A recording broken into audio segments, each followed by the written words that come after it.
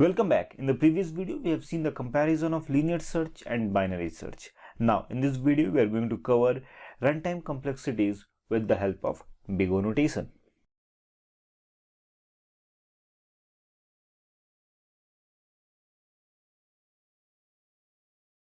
From this, one question arises. What is the big O notation? Big O notation is used to measure how running time or space requirements of our program grows as per our input size grows. It is generally represented as order of n, and this n always represents the growth of the input size. Okay, now let's take an example to understand how we can represent this big O notation. For this, what we will do, we will take our previous example of linear search only. We have a number between, let's say, 1 to 100, and we have a number to search. Let's say the last number we wanted to search only 100 only, and we are searching this number with one by one. For that, we are going to use for loop I equal to 1, I less than equal to 100, I plus plus. Okay, so we got our result in the last step, I equal to 100.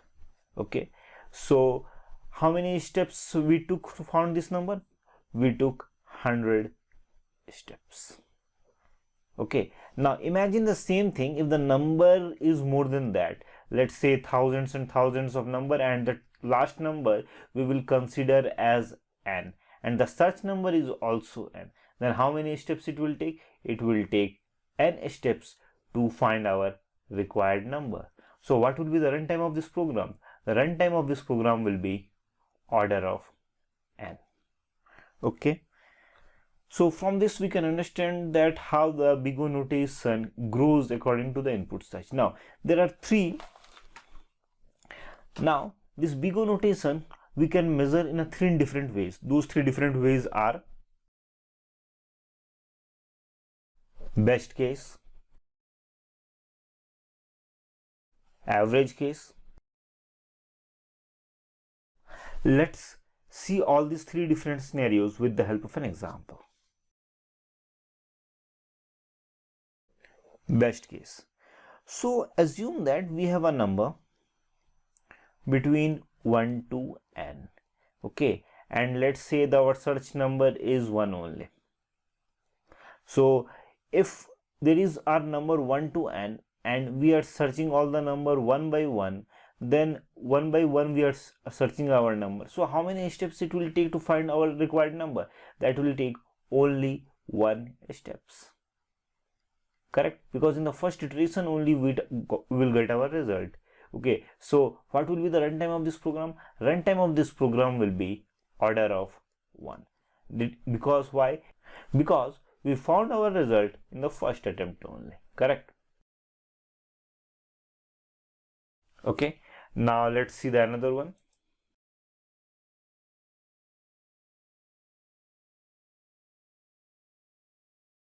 In the average case scenario, we will take the previous example only. We have a number, let's say 1 to n, and our search number is just half of this one. Okay, for example, we have a number 1 to 100, then 100 by 100, 1 to 100 half is 50. So like that is thousands and thousands of number is there, and we want to search out half of this number.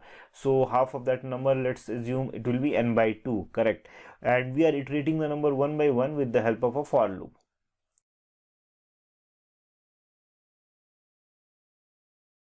Okay, and we found our number just half of the iteration. So what will be the runtime of this program? Runtime of this program will be order of n by 2. Okay, because we found the number in the middle of our search result. Now let's see the third one.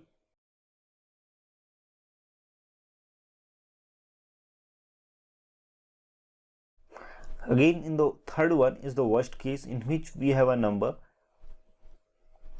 1 to n, and our search number, it will be the last one, let's say n only. So what will be the runtime complexity? Runtime will be, if we are taking one step by one, then our runtime will be n steps it will take. Correct? So if there are n steps it is taking to solve this problem, so what will be the runtime? Runtime will be order of n. Order of n. Okay, so we covered all three different scenarios: best case, average case, and worst case.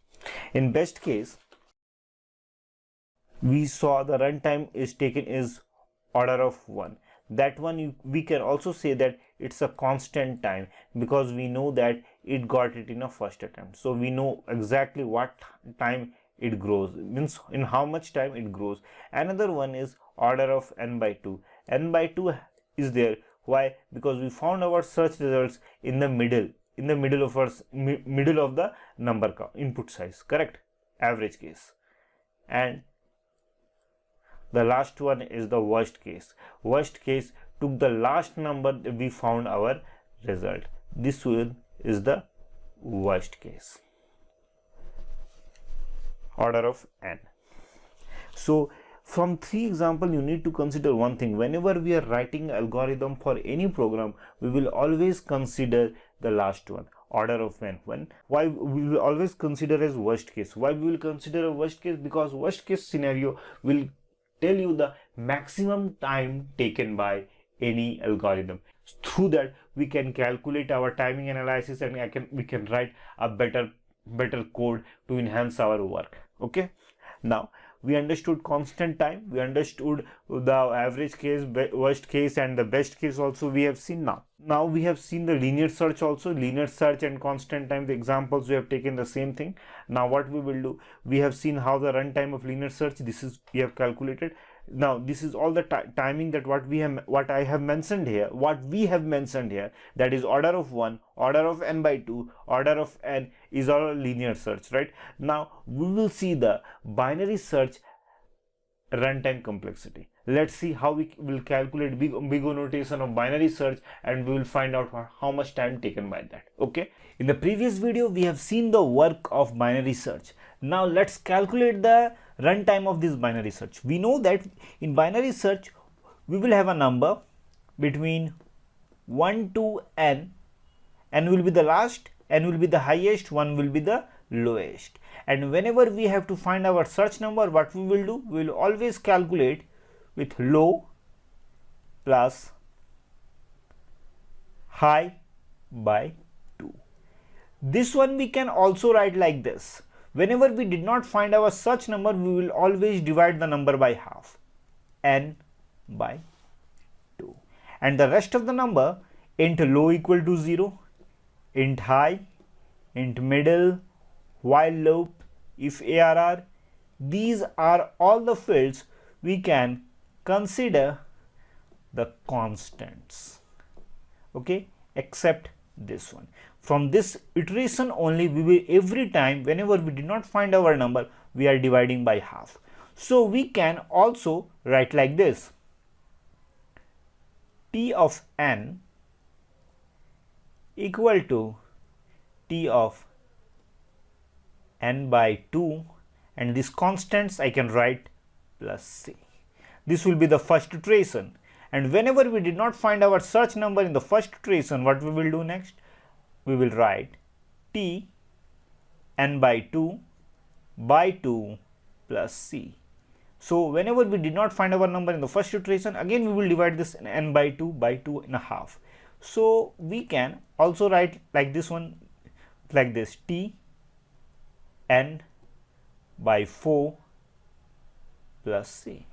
Okay, and if again we did not find our search number, then we will write t n by 2 by 4 plus c, and this one we can write like this: t n by 8 plus c. And this goes on and on until and unless we find our required number, if it exists, or if we did not find the end and we reached at the end and we did not find our number. So the final one we can write like this: t n by 2. And here if you will see that every time iteration, here the power is 1 of 2, here the power of 2 is 2, 2 to the 4 it will write here, and here the power of 2 is cube. So here I will give some imaginary number, let's say I, and the constant also will be iterated, right? Here I can see that one C is there, again C is there, so multiple number of constant it will going to iterate. Here also I am going to write I C. So this is the logic derivation. We figured it out with the help of binary search. Okay, Tn by Tn, and this one will be T of n of 2 of I plus I C. This is the one calculation we found, correct? Now this n by 2 of I, when we will start reducing this one, then it will reach at certain point value is equal to 1. Now if the value is equal to 1, then I can write also like this, correct? I can also write like this. Now if you have seen the first video of logarithm, I can give the value of like this, log base 2. So here I found out the value of I. Let's give. Now let's implement this 2 to 1. Okay, we found out the value of I, so n by 2 log base 2 n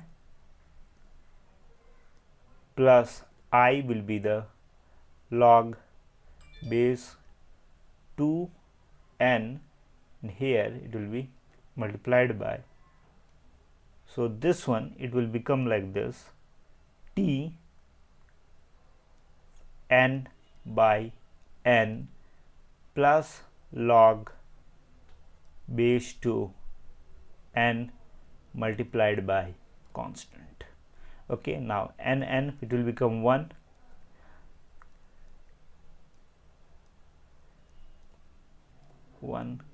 plus log base 2 1 multiplied by constant. Now here, according to the rule of logarithm, according to the rule of the constants, we can drop this one, so it will represent like this, log base 2 n c. So we can drop the constants. You can see that I've dropped the constants here, and these constants also I can drop, so it will present log base 2 n, right? I have used here capital N. Let's change it to small so that it will not draw any type of a confusion, correct? Log base 2 n. Okay, this is the log base 2n we accessed. This log base 2n I can also write like this, log of n. So the runtime of this algorithm of binary search will be order of log n. This is the one we extracted from this calculation. And whenever the base is silent, you can see that here I have given the base given and here I did not give the base. So whenever the base is silent, that means base is 2. So up to now, what are the things that we covered? We covered the best case where order of notation will be 1. This one we can also write constant time. Okay, and after that we covered average case scenario. Average case, the runtime will be n by 2. Okay, and after that we covered worst case, order of n. Now order of 1, order of n by 2, and order of n. This is all the runtime complexities of linear search. Now we calculated the binary search runtime complexity in the worst case. So what will be the runtime complexity of binary search in the worst case? It will be order of log n we calculated, correct? These are the things that we covered. Now, there are many other algorithms also exist. For example, order of n log n, a fast sorting algorithm. This is a very fast sorting algorithm, okay, that we are also going to cover in our later videos.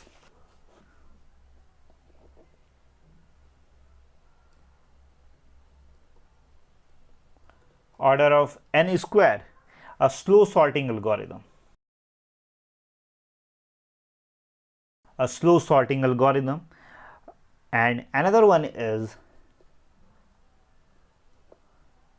order of n factorial, okay, a very slow sorting algorithm. A very slow sorting algorithm. For example, traveling salesman algorithm, which we are going to cover in the next video. So in this video we covered how to calculate runtime complexities, and in the later videos we are going to cover different algorithms, and also we will see their runtime. So this is the end of this video. Again, in the next video we are going to cover another one of the important programming algorithms of data structure. So stay tuned and keep watching Adyan channel. Thank you.